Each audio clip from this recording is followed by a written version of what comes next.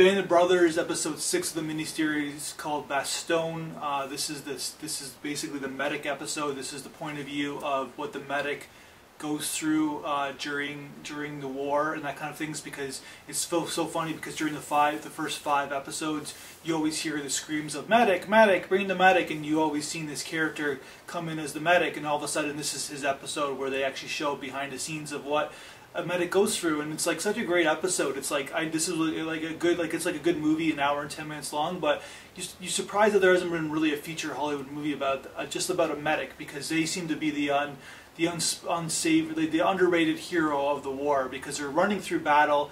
Most of them don't really shoot that much, but they're always like running into enemy territory and getting people and helping people out. They see so much death, they see so much suffering, and it's almost like they see different kinds of injuries, of course, with guns and shrapnel and that kinds of stuff. And it was really cool, this episode too, within like Bastogne being the famous kind of holding war, where it's like in the middle of the winter time. You kind of forget in the war, because usually when you're watching war movies that it's always usually too hot.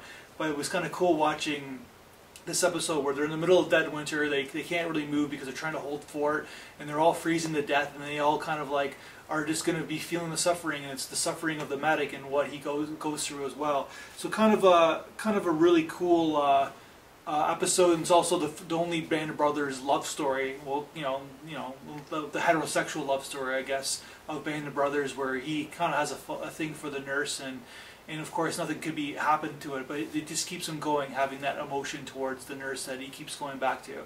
So I love this episode. It's probably the best episode of the whole series. That's my review.